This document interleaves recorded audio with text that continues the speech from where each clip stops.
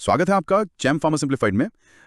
आज का deep dive सच में बहुत अलग होने वाला है। बिल्कुल। और टॉपिक ही कुछ ऐसा है। राइट।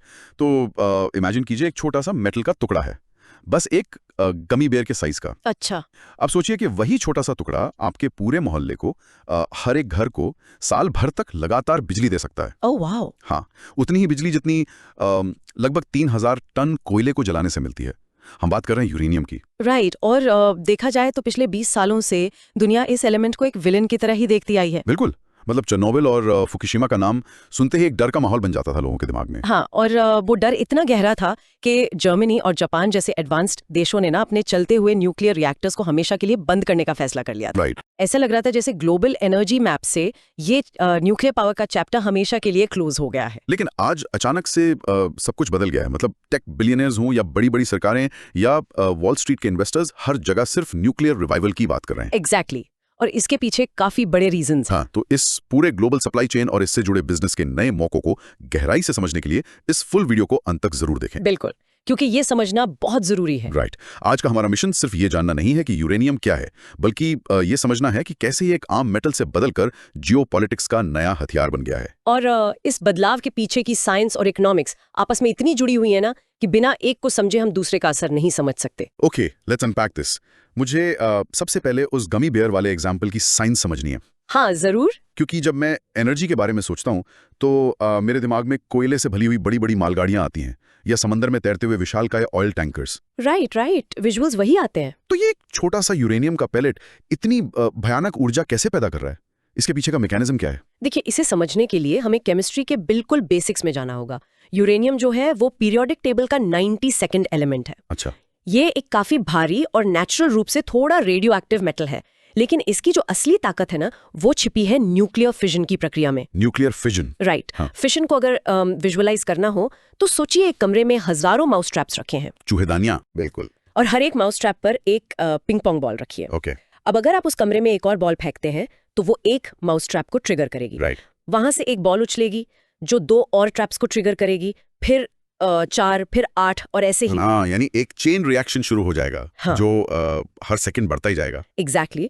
साइंस की भाषा में जब एक न्यूट्रॉन यूरेनियम के एक खास एटम से टकराता है, खास एटम। हाँ, जिसे U-235 यानी यूरेनियम 235 कहते हैं, तो वो एटम 2 हिस्सों में टूट जाता है। अच्छा। इस टूटने की वजह से ना मैसिव अमाउंट ऑफ हीट निकलती है। अच्छा। और साथ ही 3 नए न्यूट्रॉन्स भी निकलते हैं। ओह, वही 3 पिंग पोंग बॉल्स। बिल्कुल। ये 3 न्यूट्रॉन्स आगे जाकर और U-235 एटम्स को तोड़ते हैं। यही चेन रिएक्शन है। अमेजिंग। और इस गर्मी से पानी को उबालकर भाप बनाई जाती है, जिससे टरबाइन घूमते हैं और 0 कार्बन बिजली पैदा होती है। वेट, अगर ये इतना सिंपल है कि बस एक बॉल फेंकी और रिएक्शन शुरू हो गया, तो इसमें इतनी कॉम्प्लेक्सिटी कहां से आती है? वही तो मेन पॉइंट है। मैंने पढ़ा है कि नेचुरल यूरेनियम को डायरेक्ट यूज नहीं किया जा सकता।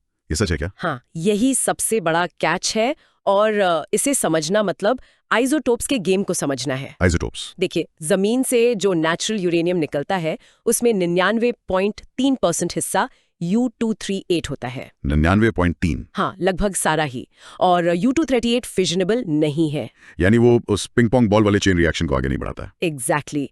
जो एटम फिजनेबल है वो U-235 है, और वो नेचुरल ओर में सिर्फ 0.7% होता है। वेट एक सेकंड, सिर्फ 0.7%?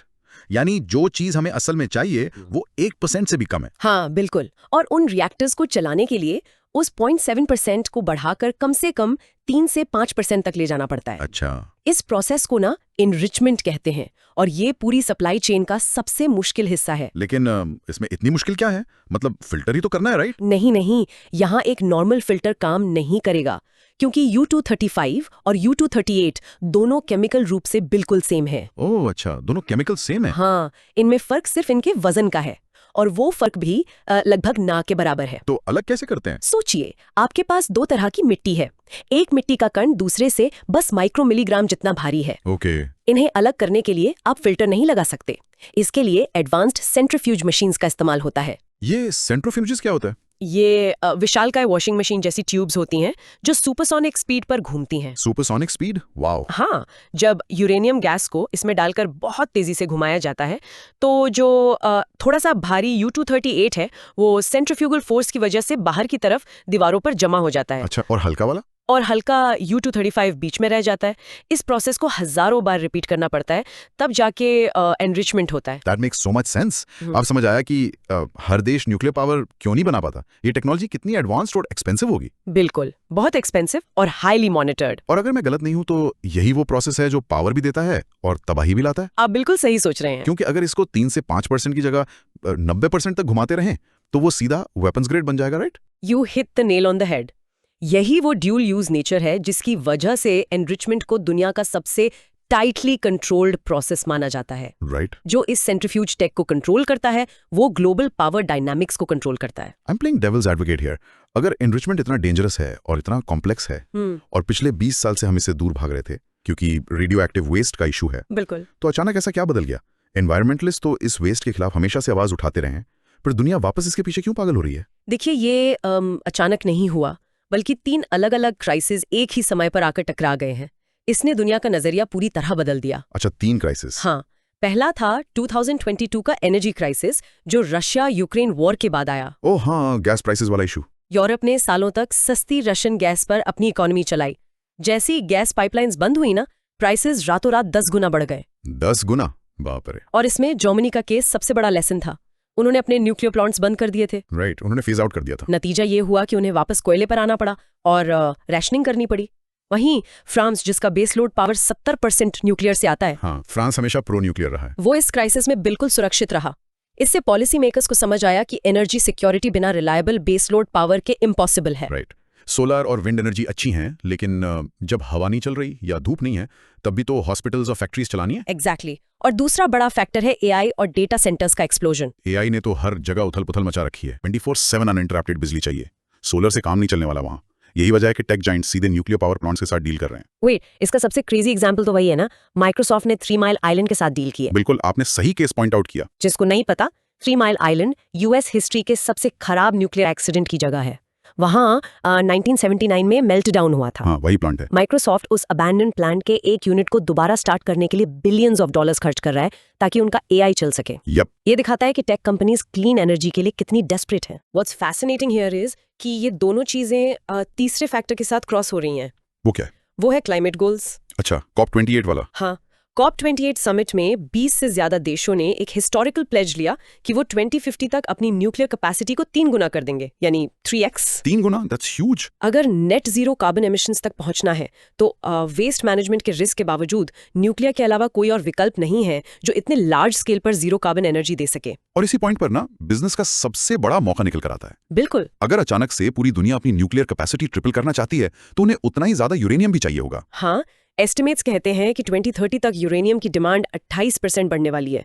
लेकिन यहाँ एक क्लासिक सप्लाई क्रंच है। सप्लाई क्रंच कैसे? जमीन में तो बहुत होगा ना। आप रातों रात डिमांड तो बढ़ा सकते हैं, लेकिन एक नई यूरेनियम माइन को खोजने, उसके परमिट्स लेने और वहां से प्रोडक्शन शुरू करने में 10 से 15 साल लग जाते हैं। ओह वाह, 10 से 15 साल। ये तो वही बात होगी कि रियल एस्टेट में अचानक से नए घरों की डिमांड आ जाए, लेकिन सीमेंट और ईंट बनाने वाली फैक्ट्रीज उतनी ही हैं। एग्जैक्टली। प्राइसेस तो आसमान छुएंगे। इन्वेस्टर्स, स्टार्टअप फाउंडर्स और सप्लाई चेन लॉजिस्टिक्स में काम करने वालों के लिए ये सप्लाई गैप एक मैसिव अपॉर्चुनिटी है। बहुत बड़ी अपॉर्चुनिटी है। और यही रिस्क भी है। लेकिन here's where it gets really interesting. जब हम बात करते हैं कि ये यूरेनियम आ कहां से रहा है, तो नॉर्मल लॉजिक क्या कहता है कि अमेरिका या रशिया प्रोड्यूस करते होंगे। ज्यादातर लोग यही सोचते हैं। लेकिन फैक्ट्स काफी सरप्राइजिंग है। दुनिया का लगभग 40% यूरेनियम अकेले कजाकिस्तान से निकलता है। हाँ बिल्कुल, कजाकिस्तान एक ऐसी जगह जिसका ज्यादा जिक्र भी नहीं होता इस ग्लोबल पावर प्ले में। लेकिन सच यही है, कजाकिस्तान की जो स्टेट ऑन कंपनी है कजाटमप्रॉम, अच्छा, कजाटमप्रॉम, वो इस इंडस्ट्री की अनडिस्प्यूटेड किंग है। उनके पास दुनिया की सबसे लो कॉस्ट और हाई ग्रेड माइंस हैं। फिर तो उनकी मोनोपोली होगी। लेकिन उनका सबसे बड़ा ज्योग्राफी का एक फेटल फ्लॉ है। कजाकिस्तान एक लैंडलॉक देश है। लैंडलॉक्ड यानी? उसके चारों तरफ जमीन है, कोई समुंदर नहीं है। तो वो अपना माल एक्सपोर्ट कैसे करते हैं? यूरेनियम को फ्लाइट में तो भेजेंगे नहीं। यही तो जियोपॉलिटिक्स का मास्टर स्ट्रोक है। हिस्टोरिकली कजाकिस्तान अपना मटेरियल ट्रेन्स के जरिए रशिया भेजता था। अच्छा। और वहां से सेंट पीटर्सबर्ग पोर्ट से पूरी दुनिया में जाता था। लेकिन यूक्रेन वॉर के बाद वेस्टर्न देशों ने उस रूट पर सवाल उठाने शुरू कर दिए। राइट, सैंक्शंस और बाकी इश्यूज। इस रोड प्रॉब्लम का सबसे ज्यादा फायदा उठा रहा है चाइना। चाइना कैसे? चाइना अपनी बॉर्डर से सीधे कजाकिस्तान की माइंस तक डेडिकेटेड रेलवे लाइंस और लॉजिस्टिक्स हब्स बना रहा है। ओह, डायरेक्ट एक्सेस। एक तरह से वो पूरी सप्लाई चेन का डायरेक्ट कंट्रोल ले रहे हैं ताकि उन्हें समंदर के रास्तों पर जो चोक पॉइंट्स होते हैं उनकी चिंता ना करनी पड़े। ओके, तो माइनिंग किंग कजाकिस्तान है और चाइना ट्रांसपोर्ट और बाइंग में डोमिनेंस बना रहा है। हाँ। लेकिन इस पूरे सीन में रशिया का क्या रोल है? क्योंकि अगर रशिया माइन नहीं कर रहा तो वो इतना ताकतवर क्यों है इस गेम में? रशिया का खेल जमीन में गड्ढा खोदने या माइनिंग से कहीं ज्यादा सोफिस्टिकेटेड है। याद है हमने एनरिचमेंट और उन वॉशिंग मशीन जैसे सेंट्रीफ्यूजेस की बात की थी। हाँ, जहाँ U235 और U238 को अलग करते हैं। एग्जैक्टली। दुनिया की लगभग 44% कमर्शियल एनरिचमेंट कैपेसिटी अकेले रशिया के पास है। सिटी बनाई कैसे? कोल्ड वॉर के बाद रशिया का एक प्रोग्राम था, मेगाटन्स टू मेगावाट्स। ये क्या था? उन्होंने अपने हजारों न्यूक्लियर वेपन्स को डिसमेंटल किया और उस वेपन्स ग्रेड यूरेनियम को डाउन ब्लेंड किया, यानी डाइल्यूट किया। अच्छा, वेपन्स को फ्यूल में बदल दिया। और उसे अमेरिका जैसे देशों को सिविलियन पावर प्लांट्स के फ्यूल के रूप में बेचा। ये सस्ता और आसान था। तो अमेरिका ने खरीद लिया। लेकिन इस सस्ते फ्यूल के चक्कर में वेस्टर्न देशों ने अपनी खुद की एनरिचमेंट फैसिलिटीज पर ध्यान नहीं दिया और वो बंद हो गई। ओहो। और रशिया ने अपनी टेक को और सस्ता और एडवांस बना लिया। वाओ, यानी अमेरिका और यूरोप सस्ते के चक्कर में रशिया पर डिपेंडेंट हो गए। बिल्कुल। और अब जब रिलेशंस खराब हैं तो वो सडनली रशिया को बैन नहीं कर सकते। Precisely. क्योंकि फ्यूल बैन किया तो अपने ही देश की बिजली चली जाएगी। ये वाकई एक साइलेंट वेपन है। Precisely. आप तेल और गैस पर बैन लगा सकते हैं क्योंकि तेल कहीं और से टैंकर में भरकर लाया जा सकता है। Right. लेकिन एनरिचमेंट फैसिलिटीज बनाने में अरबों डॉलर और 10 साल से ज्यादा का वक्त लगता है। तो ओवरनाइट सब्स्टिट्यूशन इम्पॉसिबल है। और वहीं दूसरी तरफ चाइना इस मौके का पूरा फायदा उठाकर एक अग्रेसिव एक्सपेंशन कर रहा है। चाइना तो हर जगह एक्सपैंड कर रहा है आजकल। चाइना इस वक्त दुनिया में सबसे ज्यादा नए रिएक्टर्स बना रहा है। बिल्कुल। उनका बिजनेस मॉडल समझना बहुत जरूरी है। क्या है उनका मॉडल? इसे वन स्टॉप शॉप मॉडल कहते हैं। वन स्टॉप शॉप से आपका क्या मतलब है? सोचिए कि आपको एक प्रिंटर खरीदना है। हाँ। कंपनी आपको प्रिंटर काफी सस्ते में दे देती है, लेकिन शर्त ये होती है कि आने वाले 20 सालों तक इंक कार्ट्रिज सिर्फ वही सप्लाई करेंगे और मेंटेनेंस भी वही करेंगे। ये तो स्टैंडर्ड ट्रिक है। चाइना अफ्रीका और ग्लोबल साउथ के देशों के पास जाता है, हाँ। जैसे पाकिस्तान हो गया या अर्जेंटीना, और कहता है कि आपके पास न्यूक्लियर टेक नहीं है। हाँ। कोई बात नहीं, हम देंगे। हाँ, हम फाइनेंसिंग देंगे, हम रिएक्टर बनाएंगे, हम फ्यूल एनरिच करके देंगे और हम चलाएंगे और वेस्ट भी हम वापस ले जाएंगे। वाओ ये एक ब्रिलियंट येट टेरिफाइंग स्ट्रेटजी है। एक बार कोई देश ये डील साइन कर लेता है तो वो अगले 50 सालों के लिए पूरी तरह से चाइना की टेक्नोलॉजी और जियोपॉलिटिक्स के अंदर आ जाता है। प्रिंटर और इंक वाला लॉजिक बिल्कुल परफेक्टली फिट बैठते हैं। बिल्कुल। और इस बीच अमेरिका क्या कर रहा है? जिस देश ने एटॉमिक एज की शुरुआत की थी वो कहाँ है? यूएस का हाल इस वक्त एक कैचअप गेम खेलने जैसा है। 2022 के डेटा के मुताबिक अमेरिका ने अपनी जरूरत का 1% यूरेनियम भी खुद प्रोड्यूस नहीं किया। 1% भी नहीं? That's shocking. हालांकि अब वो एडवांस एक्ट जैसे नए लॉज ला रहे हैं और सब्सिडीज दे रहे हैं ताकि डोमेस्टिक माइनिंग और एनरिचमेंट दोबारा शुरू हो, लेकिन इस गैप को कवर करने में सालों लगेंगे। तो इस वेस्टर्न सप्लाई चेन क्राइसिस में कोई तो होगा जो इन्हें बचा रहा है। अगर कोई शाइनिंग स्टार बनकर उभरा है तो वो है कनाडा। अच्छा, कनाडा। कनाडा की कंपनी कमाको और वहां का सिस्कैचुअन प्रोविंस हाई ग्रेड यूरेनियम के सबसे रिलायबल सप्लायर्स बन चुके हैं। ओके। अमेरिका और यूरोप अब रशिया का विकल्प खोजने के लिए पूरी तरह से कनाडा और ऑस्ट्रेलिया की तरफ देख रहे हैं। यहाँ एक और रीजन है जिसके बारे में हमें बात करनी चाहिए, अफ्रीका, स्पेसिफिकली नीजर और नमीबिया। वहाँ काफी उथल पुथल देखने को मिली है। अफ्रीका इस ग्लोबल स्क्रैम्बल का नया बैटल ग्राउंड है। नाइजर को ही लीजिए, वो फ्रांस का प्राइमरी सप्लायर था। हाँ, फ्रांस का वहाँ बहुत इन्फ्लुएंस था। फ्रांस की बिजली का बहुत बड़ा हिस्सा नाइजर के यूरेनियम पर निर्भर था, लेकिन हाल ही में नाइजर में जो तख्ता पलट हुआ, यानी कू हुआ, राइट, मिलिट्री ने टेक ओवर किया। उसके बाद उन्होंने फ्रेंच माइनिंग कंपनीज को बाहर का रास्ता दिखा दिया और अब वो रशिया और चाइना के साथ रिलेशंस मजबूत कर रहे हैं। ओ, तो अफ्रीका से भी कंट्रोल जा रहा है वेस्ट का। और वही नमीबिया में चाइनीज माइनिंग कंपनीज लगातार नए एसेट्स खरीद रही हैं। अफ्रीका की जमीन पर एक नई प्रॉक्सी वॉर चल रही है इन नेचुरल रिसोर्सेज के कंट्रोल के लिए। Okay, let's pause here. हमने जियोपॉलिटिकल चेस बोर्ड को देख लिया काफी डिटेल्स में, लेकिन मुझे वापस बिजनेस और फ्यूचर टेक पर आना है। जरूर। जिस तरह से टेक जाइंट्स एनर्जी में पैसा बहा रहे हैं, ये दिमाग में एक बड़ा सवाल पैदा करता है। और जो लोग सुन रहे हैं उनसे भी मेरी रिक्वेस्ट है कि जिस तरह से टेक कंपनीज पावर सेक्टर में आ रही हैं, क्या आपको लगता है कि भविष्य में हर बड़े शहर का अपना अलग न्यूक्लियर रिएक्टर होगा? कमेंट करके जरूर बताएं। ये काफी इंटरेस्टिंग थॉट एक्सपेरिमेंट है। मुझे तो ये कॉन्सेप्ट एकदम साईफाई मूवी जैसा लगता है, बट क्या ये प्रैक्टिकली पॉसिबल है? ये सिर्फ पॉसिबली नहीं, इस पर एक्टिवली काम हो रहा है। इस नई टेक्नोलॉजी का नाम है SMRs, SMRs यानी स्मॉल मॉड्यूलर रिएक्टर्स। अच्छा, छोटे रिएक्टर्स। अभी तक के जो ट्रेडिशनल न्यूक्लियर प्लांट्स होते थे ना, उन्हें बनाने में 15 से 20 साल और 20 से 30 बिलियन डॉलर्स लगते थे। वो कस्टम बिल्ट होते हैं। राइट, वो मैसिव स्ट्रक्चर्स होते हैं। आप कंप्यूटर की दुनिया के शिफ्ट से समझ सकते हैं। पहले एक बिल्डिंग के साइज के मेन फ्रेम कंप्यूटर्स होते थे, हाँ, जो बहुत महंगे और सेंट्रलाइज थे। फिर लैपटॉप्स आए, छोटे फैक्ट्री में बने हुए और प्लग इन प्ले।